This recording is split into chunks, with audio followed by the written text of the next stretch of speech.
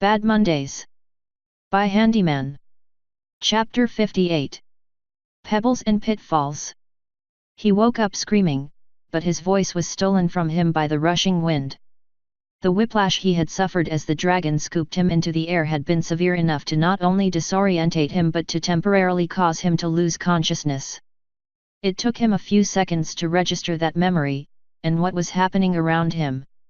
He could barely keep his eyes open as the dragon let his claws drift through the cloud layer, soaking Handy with water vapor. His heart pounded in his chest loud enough that it almost drowned out the noise of the air blasting past his ears. The heat radiating off of the dragon's scales as they closed around his torso was sweltering, forcing him to deal with the conflicting extremes of hot and cold. The clouds broke briefly, allowing him a view of the landscape below, a blasted wasteland of cracked stone, pools of boiling water, vast pits where noxious gases and sulphurous smoke billowing forth, and dragons. So many dragons! So much fire! As that thought registered, the animal in the back of his mind roared as it thundered forth, overtaking his rational mind in an avalanche of raw instinct.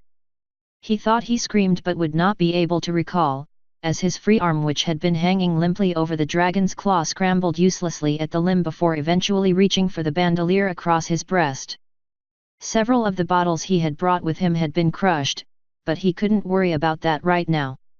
The dragon was already descending. He scrambled. His knives were too low, his hammer would be useless in this predicament, so he grabbed what he could, and lifted a long shard of broken ceramic in his clenched fist. It was sharp enough to cut through the fabric of his glove. He looked at the claw around him. Scales, scales, more scales, all impervious. Then he noticed where the claw of the dragon met its toe, and stabbed the ceramic into the breach of the scales with all the force he could manage, though not so deep that he could see blood flow. However, it penetrated deep enough to make the monster above him roar in sudden pain and fury. That was all Handy was aware of before he was suddenly falling. He looked up as his body twisted and turned to witness the sea-green dragon circle in the air as it inspected its claw. Briefly he glimpsed the tiny and increasingly shrinking purple thing that had to be Spike gripped in the claws of the blue drake before his fall came to an end. == Spike saw Handy fall suddenly from the roaring dragon to their right. As a dragon, he had little difficulty seeing through the rushing wind, which was odd given that he had quite a bit of trouble with it when he was younger. "Hey!" he shouted up at his captor, alarmed. "Hey, what happened? What is wrong, Coral Rot?"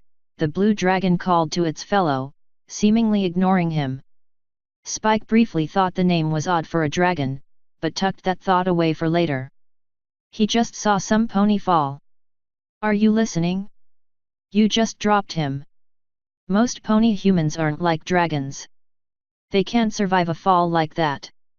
Wretched creature tried to pry off my claw." Coral Rot growled. "Well, don't just linger. Get after it. Perhaps its remains will be enough to be done with this farce." Coral rose up and then dived after the human. Spike's protests drowned out in the wind as his captor flew on, leaving the other two behind. On and on they flew, descending slightly until the familiar sight of the dragon lands filled his vision. He had never seen as much of it from above as he did now, filling him with a strange sense of calm he could not account for, but also a strange emptiness. It was as if the desolate beauty of the brutalist landscape and the unforgiving mountains naked of any snow or trees at once filled a hole in his heart that he didn't even know existed, but at the same time exacerbated a quiet hunger he thought he had banished years ago. They flew low to the ground towards a monolithic, dormant volcano. The massive blight upon the landscape stood black as night as if it was made out of raw obsidian, devouring all light around it whilst reflecting a dull splendor. He had never seen this thing before. They flew right towards it and Spike released a cry, believing they would crash right into it, but found they simply entered a vast cave mouth. They drifted lazily in the air for a short time, and it took a moment for his eyes to adjust to the darkness. Before long, he saw a dull red glow in the distance and realized his captor had come to a halt, hovering in place. He was suddenly dropped and struck the dusty ground hard. He pushed himself up, dusting himself off as he looked around. "That'll be all, Azure Fury," a familiar voice called. "Yes, Dragon Lord," Azure replied. And with a rush of wind, the dragon left the cave, leaving Spike on his own in near darkness. He took a breath to steady his nerves. He'd be no good to Handy if he freaked out now. He turned to face the red glow. "Ember," he said, more in a statement than as a greeting. The glow increased in intensity, casting the Dragon Lord in relief. Spike had to bite back a gasp as he saw what had become of his old friend.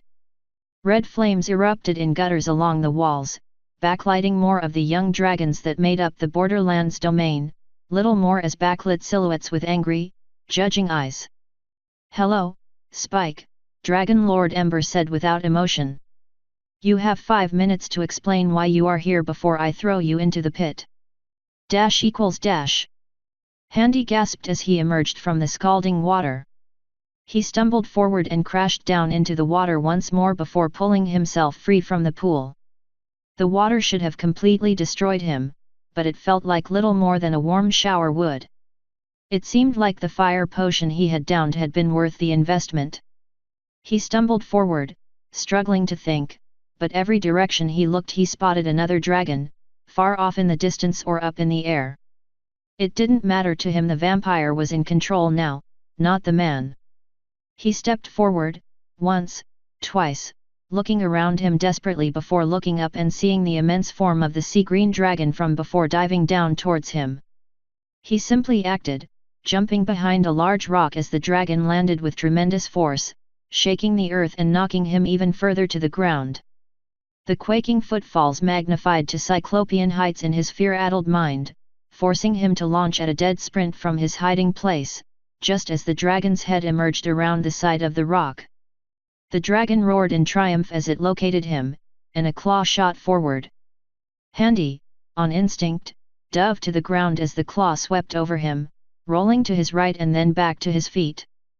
The dragon struck the ground with a closed fist, knocking Handy from his feet, facing the dragon as the claw reached forward again. Handy rose suddenly and rolled forward as the claw hit bare earth. The dragon snarled and opened its mouth to roar. Handy's eyes widened as he stared into the fathomless depths of that horrible maw. In his mind's eye, he imagined the terrible skull of the very first dragon he had met as it prepared to reduce him to ash. He grabbed a stone and flung it for the back of the dragon's throat, the sudden impact causing the dragon to jerk its head back as it coughed into the air. Small gouts of ash and flame burst forth and the vampire fled, lost in its mad obsession with self-preservation. In his haste, he stumbled into one of the breaks in the earth. Panicking, he grabbed onto the passing rocks in a desperate attempt to slow his descent, blinded by the noxious gases billowing forth from the hot interior. His efforts only proved fruitful in causing him to hurt himself as he fell down the roughly formed shaft, hitting the walls. It began to level out, but not before Handy was left with numerous gashes along his knee and leg. He came to a stop, blinded and choking at some point, with a surging pain in his leg. He groped for his hood, tearing it off and wrapping it around his face, which did little to help him breathe but kept most of the gas out. He was running out of time. He struggled in the dimness of that shaft towards the only source of light, dragging himself through the tight confines and shouting in frustration more than once when he felt stuck between the rocks. He persevered and pulled himself through until he finally felt free of the noxious gas. Then he fell again as he spilled forth from the crack in the wall. He tore the rag from his face and hacked violently, taking in greedy breaths as his eyes stung and watered. He couldn't see, but just barely made out the bleary source of light ahead of him. He slowly pulled himself forward. Wherever he was, it was warm. He couldn't make out any sunlight directly above him, and a balmy current of air buffeted him even while he lay on the ground. It was probably the only thing keeping the gas from filling whatever chamber this was. His hand splashed on some water on the spongy ground. He paused for a moment before hurriedly splashing the small amount of water onto his face. His vision cleared and he took in his new shelter. It was a cave, with another break in the earth far above which allowed sunlight to filter through to shine upon a small spring of water. It was like a miniature ecosystem onto itself, the ground utterly covered in a thick carpet of moss, grass growing on the far side of the spring, with a small, twisted, naked, white-barked tree managing to eke out a hardy existence down here. The current of air came from a break in the wall further to his right and was siphoned out through another chasm at the far end of the cavern. It was probably the only thing that was keeping the noxious gas from emptying into the cavern and smothering him.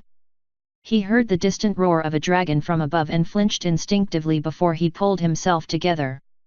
"Come on," he said through gritted teeth as he fought down the fear that was causing his skin to crawl and the hairs on his arms and neck to stand up. "They can't find me here, come on."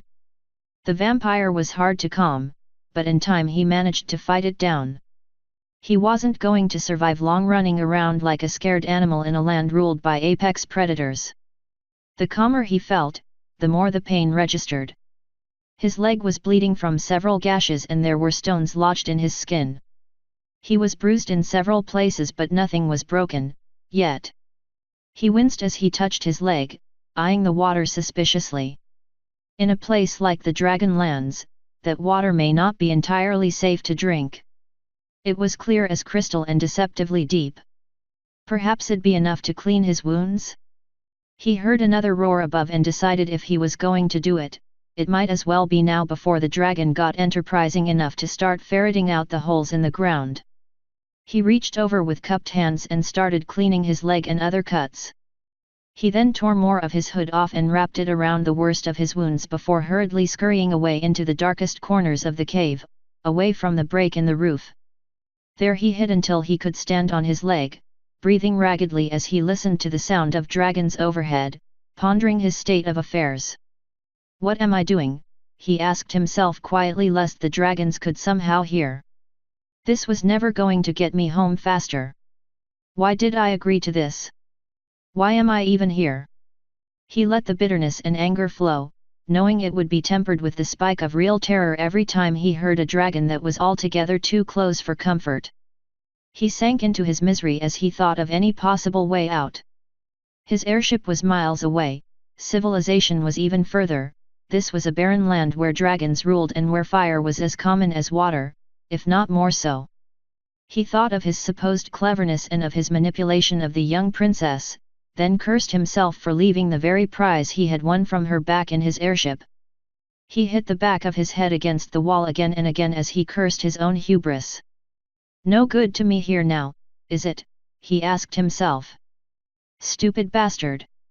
If you had been a bit more circumspect, you could have thought of another way around this. But no, you trusted the dragons to have no real reason to hate you. So you killed some skeletal abomination. Who cares? So you killed some young drake at the tournament. Those things happen, why would they hold a grudge? Stupid, stupid, stupid." He rested his head against the rock and stared up at the ceiling, hating it. The revulsion suddenly melted away in a wave of terror whenever he heard another dragon roar above, freezing him in place. As he sat there, cursing himself, he could not help but look up and be reduced back to dreadful silence every time he heard one of those lizards above him. He scurried further back into the cave, pressing up against the wall and praying none of those monsters poked their faces into this particular hole. So he lay there, huddled in the darkness, waiting for his chance to escape, trapped underground like an animal. Which was something he was quickly growing tired of. == Spike was thrust into the pit. He stumbled backwards into the darkness until his foot caught the edge and he fell over, yelling as he descended. He slammed into the ground firmly, but that was nothing to a dragon, even one as young as him. Growling, he pushed himself up and rubbed his shoulder which bore the brunt of the fall. "Hey," he called up, but his only response was the dimming of the light above from a blaze to a faint glimmer as the stone was slammed over the entrance, leaving only a thin wisp of light into the depths. Spike sighed and sat back against the wall. So much for appealing to Ember's reason, he grouched as he studied what little of the ground he made out in the darkness before his dark vision kicked in. He picked up a rock and rolled it between two claws before flicking it up into the air and waiting to see it fall, unable to get the sight of Handy falling out of his head. As the stone hit a puddle of murky water, the sound of shifting chains caused him to take a sharp intake of breath, spinning to face the area of darkness the sound came from. Who's there? Said a raspy voice, followed by a long, drawn-out yawn, slapping gums, and a sound like someone shaking himself awake, which only caused the chains to rattle more. Spike noticed many sharp points in the thin wisp of light as the creature moved, with tiny glints of what might have been scales. It had not occurred to him that there'd be another dragon down here with him. It spoke, this time more clearly, "Is it breakfast time already?" "What? And no. Spike hurried to think of an excuse. He had heard stories of dragons eating each other, mostly from more ignorant city-dwelling ponies who didn't know any better. But, well, given what was happening. I'm the, cleaner. Yet. Oh, good, terribly dusty here. Worst halfway house I ever stayed in, simply awful. Why, you didn't even clean the chains before I got here," the voice said jovially, as if he was suddenly Spike's best friend.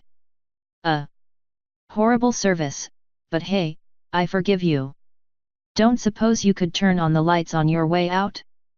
Oil for the lantern ran out an hour ago. I just... Oh. An ale, if you have any. There's a nice tip in it for you if you do. Okay, listen. I mean, I've been to a lot of dives before, but they all had ale. I mean, it's not as if I have hit rock bottom here, have I? Okay, stop. Spike shook his head and waved his arms uselessly in the darkness, slowly making out a shape lying couchant on its legs in the darkness. It had an awful lot of horns that seemed to sparkle dully in the dark. Look, I'm stuck down here too. I don't know what all, Spike waved his hand to emphasize his confusion, this is about.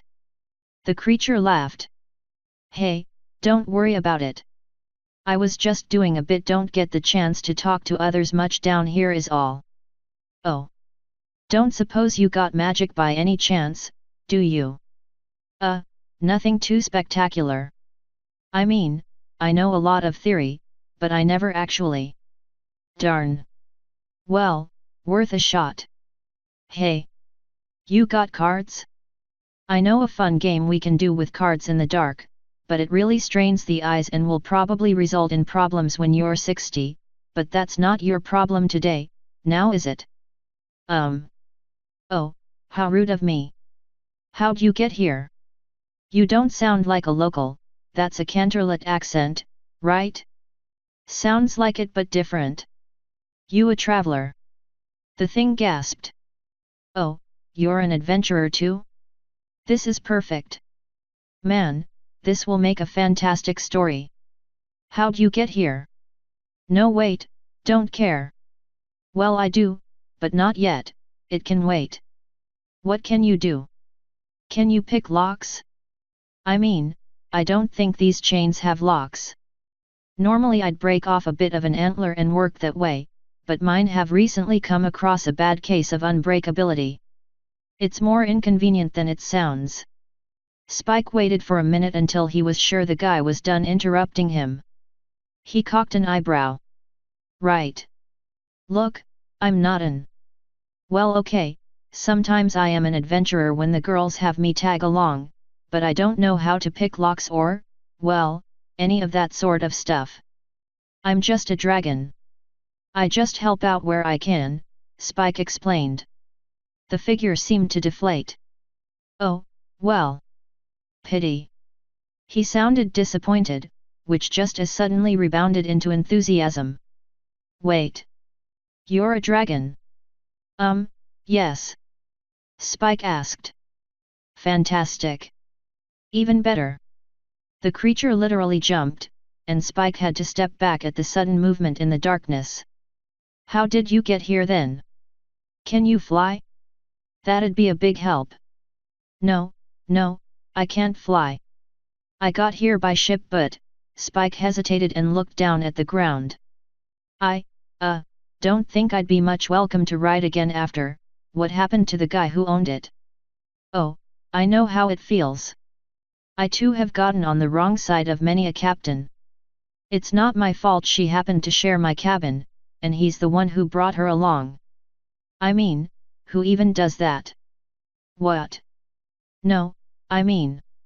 Look, forget it. I can't fly us out of here. Spike sighed as he sat back down and crossed his arms. Not without Handy.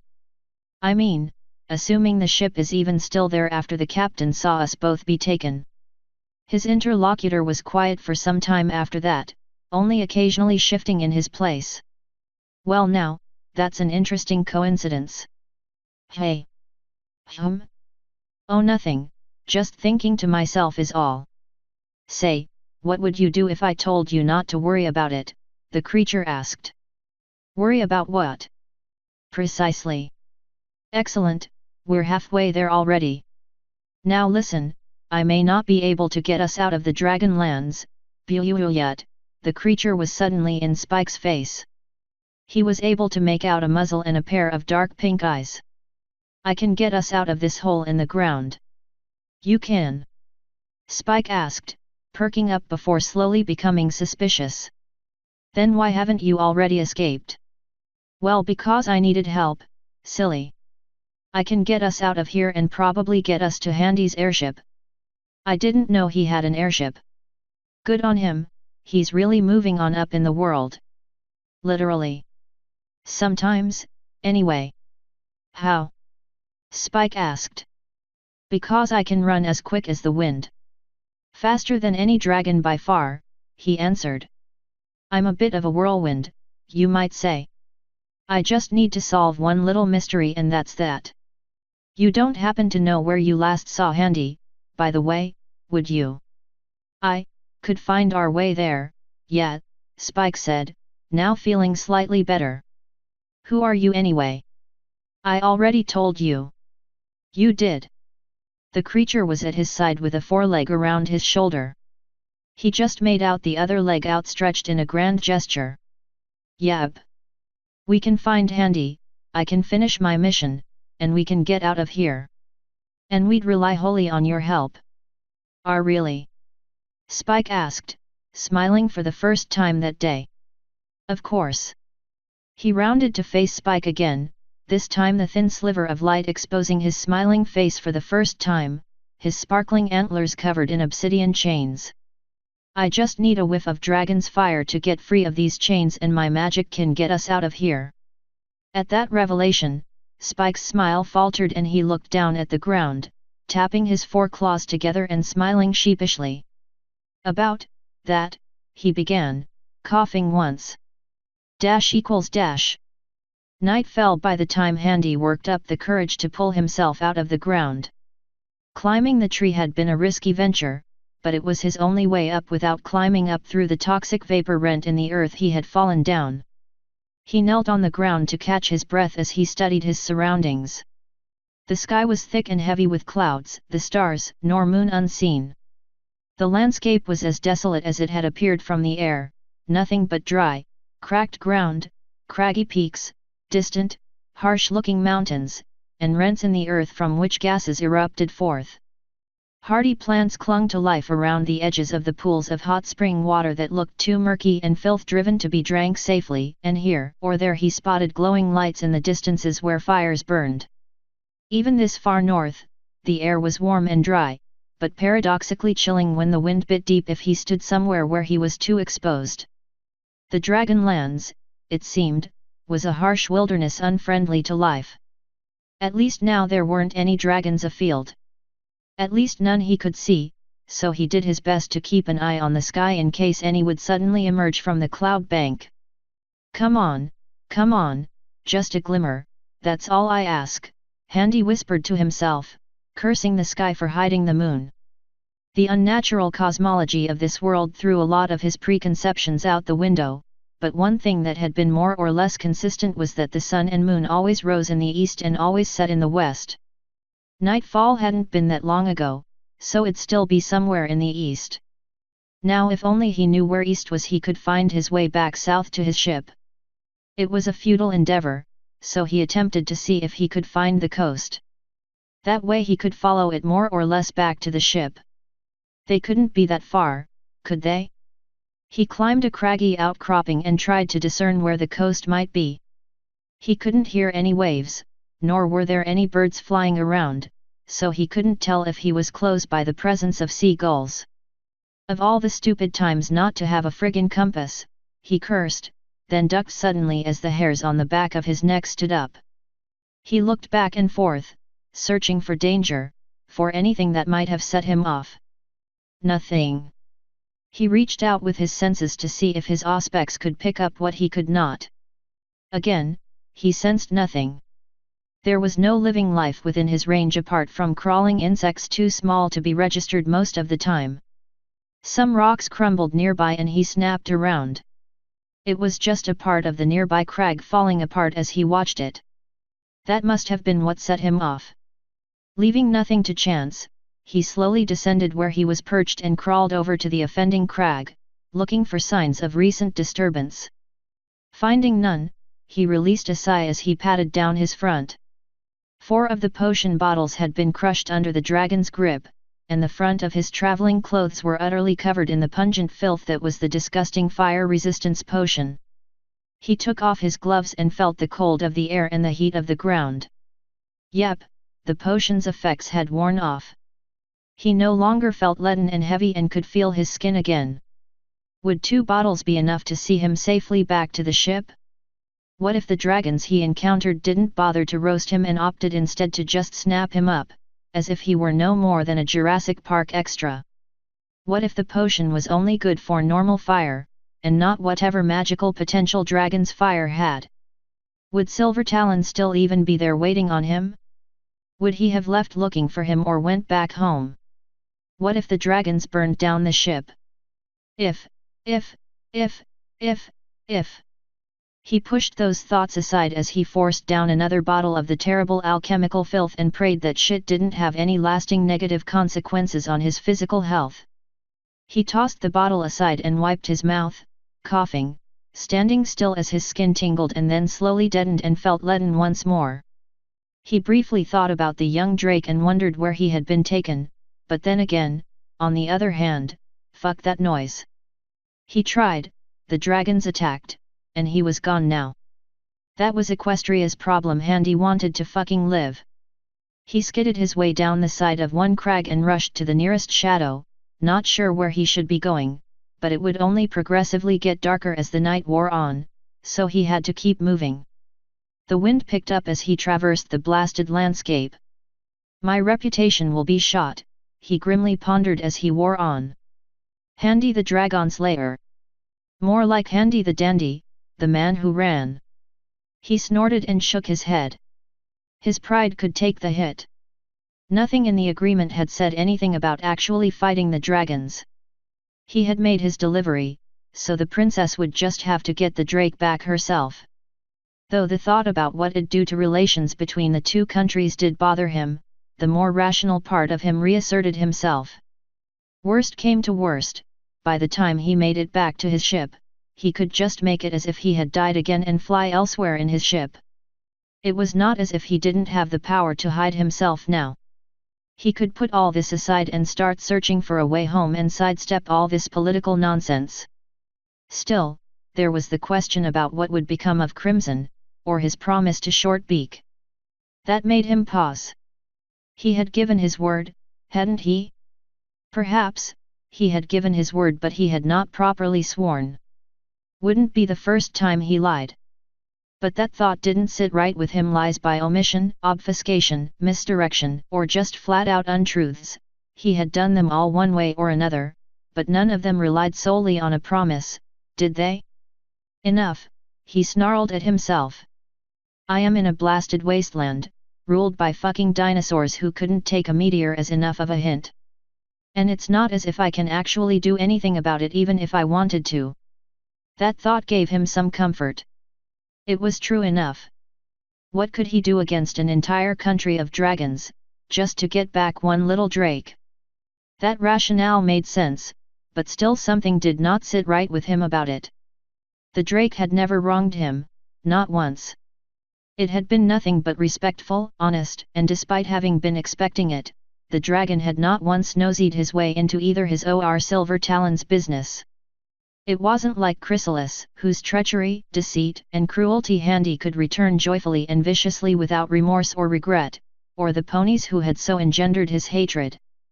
He was still a dragon, but he was also a charge whom Handy had been paid in good faith to look after, and whose year-long service he had been awarded.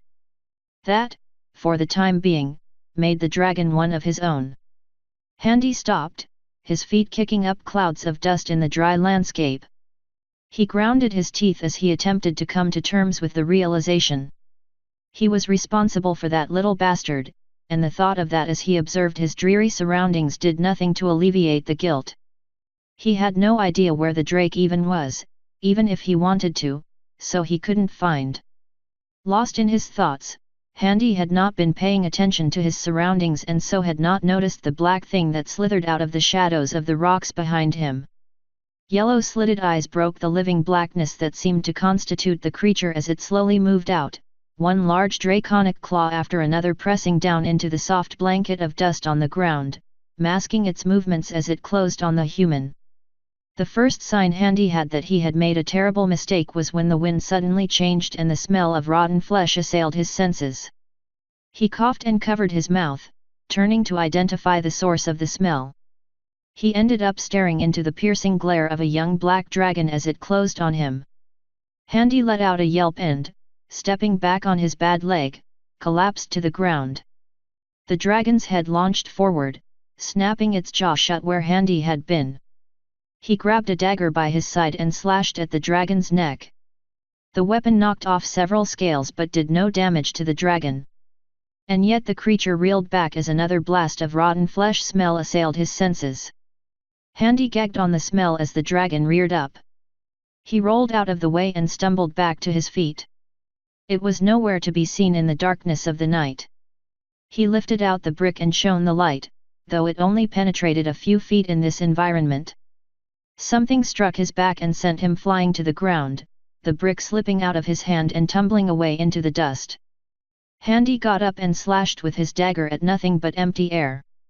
He got up and sheathed the dagger, breathing hard, trying to control his fear. It was okay, he could handle this. It wasn't that big of a dragon. Sure, maybe it was unnervingly quiet, and smart, but it was small and, he could knock its scales off. He looked down at several dark splotches on the dust. The light from his fallen phone helped illuminate them. The scales were, broken, cracked, black with sickly yellow-white lines crisscrossing their surface and sickening brown sludge soaking the dust around them. It didn't smell anything remotely like blood. He looked at his dagger again. There wasn't anything on it. He hadn't cut those scales off, just knocked them off. The dragon was already wounded. He took several deep breaths and slowed his breathing, gathering himself. He couldn't see anything beyond the halo of light from the brick, but he didn't need to see. He closed his eyes and concentrated, reaching out with his auspex and, there. The pinching sensation in his mind's eye, the dragon was to his right, stalking him slowly. The more he concentrated, the more he could read. The creature wasn't scared or hungry. It was angry, furious even. Its emotions seemed, confused somehow, and it was hurting badly from whatever had wounded it. The dragon could see him in the dark most likely, so running and hiding would not be much of an advantage to him. Why, then, hadn't it taken to the air and gotten the drop on Handy from above? Handy spread out one leg across the dust and watched as it lifted into the air at the disturbance. Ah, that was why. Handy swung his leg around, kicking up vast amounts of dust into the air to blind the dragon. He heard it hiss in frustration as he dived for the brick. He felt the rush of the dragon leaping over him through the cloud of dust and landing hard on the ground not far from him, kicking up even more dust to hide Handy as he made a run for the nearest rocky outcropping and turning off the light. "You can't hide," the young dragon shouted, his voice not possessing the deep resonance of the greater dragons that had gotten Handy into this mess. "I'll find you. You can't hide your scent from me." "Scent?" Handy patted his bandolier and lifted a bit of the potion remnants to his face and sniffed. It was pungent, to put it lightly. The wind had been against him for a long time now. The dragon must have picked it up and followed it. Damn it! The toxic fumes from before had probably masked it while he had been hiding in the cave earlier. He lifted mounds of dust and started dumping it on himself. Hopefully it'd stick to the stuff and mute the smell somewhat. I know what you are, human, the creature hissed. Handy couldn't hear it move. It was a quiet one, but he could tell where it was and moved to keep pace with it. It's your fault, the Dragon Lord is sure of it. Handy didn't answer as he kept maneuvering out of the dragon's reach in the darkness. He tripped on several out-of-place rocks and stumbled, scrambling to a new hiding spot just as the dragon rounded the rock to grab at where he had just been. The dragon growled in frustration as it continued searching the dark in the cover of the dust cloud. You did this to us, you and those pony things with the dragon horns, the dragon cursed. You afflicted us with the curse of the candle. I have no idea what you are talking about, you overgrown, terrifying gecko. Handy thought to himself. Keeping one step ahead of the WIRM, the dust was beginning to settle. He had nowhere to run to, and using his phone to see his way would only cause the dragon to descend upon him. We heard you killed the worthless exile. You work with the pony who stole our prize. We clung from the horned one. And now you are here, the dragon went on. Face me.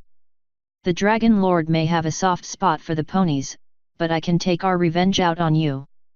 This dragon was deranged. What in the hell was he talking about? The exile? He recalled Spike mentioning something about that. Was the dragon he killed in exile? What the hell did that have to do with dragon-horned ponies? And the Dragon Lord, the dragons who had snatched him were going to take him to the Dragon Lord, weren't they? That's where Spike would be.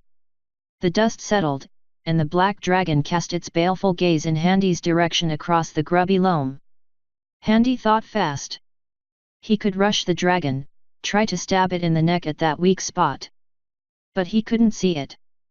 Being able to tell where someone was in the dark didn't mean dick in terms of aiming for weak points. It could easily overpower him as well, so tackling it was retarded. He could probably take one full-on blast of dragon's fire, assuming it wouldn't bypass his potion's effects somehow before his vampiric side freaked out and took over the wheel. It had already done that once today, and God knew that wouldn't do well for him in the dark like this. The dragon drew closer. Handy's heart thumped faster and he forced himself to remain calm, to think. If he had any decent blood in him, this would be a significantly less dangerous proposition, but if wishes were horses, beggars would ride. Run! The dragon came closer, and he spotted tinges of orange creeping on the dust around the edge of the rock. He felt himself starting to panic. The orange light crept closer and reason started to desert him. He shifted in the dust, grabbing the sides of his head as he fought down the terror. His body wanted to run but his mind screamed at him, yet he had nowhere to go. Run! He bit down on the edge of his cloak and worried away at it with his teeth. The vampire in him was trying to take control now and he could feel it. If he let it have its way now, it would only make it harder for him to resist it later. The dragon was almost upon him. Run! Handy ran.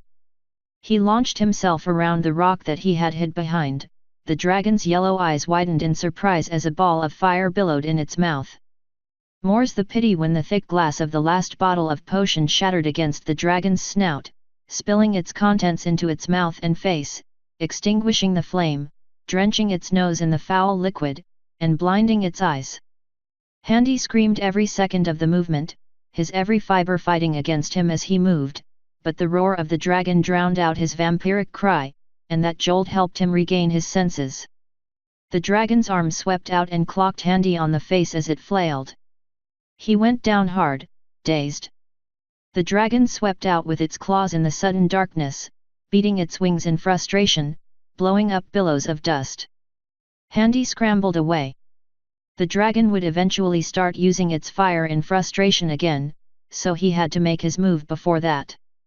He could barely think beyond the screaming in his mind, so he let it out verbally.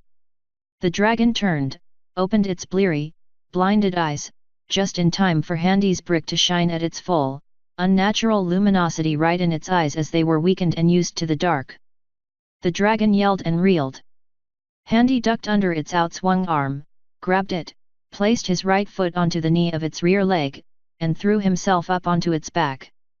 His free leg pressed down hard on its wing joint, causing it to shout in pain. It quickly stopped its thrashing as Handy pressed the blade of his dagger into the wound at its neck. The putrescent flesh reeked of corruption as it leaked brown pus and coagulated blood. "Now," Handy said, breathing heavy, his heart on the verge of an outright attack, his body rigidly stiff as he struggled to prevent the fear of the dragon itself from overwhelming him again. It had its ups and downs. It was good because it meant he wouldn't fall off the dragon after what he had planned next.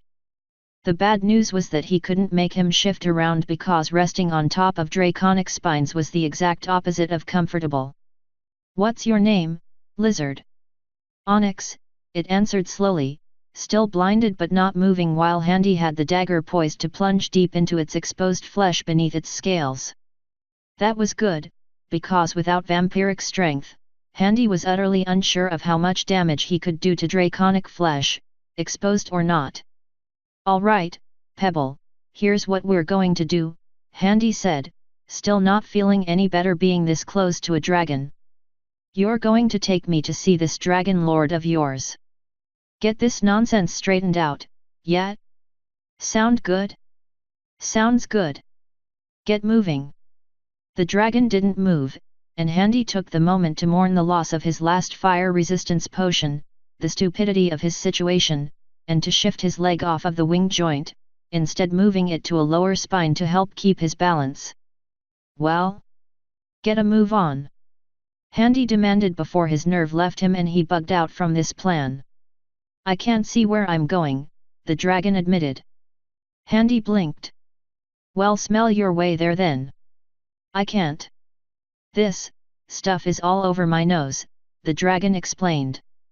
Handy took a moment to let that sink in and quietly raged that he had just sabotaged his plan before it even began. He let out an exasperated sigh. Bollocks. Author's note. Easter Monday is still Easter, it's out on time, I swear. End author's note.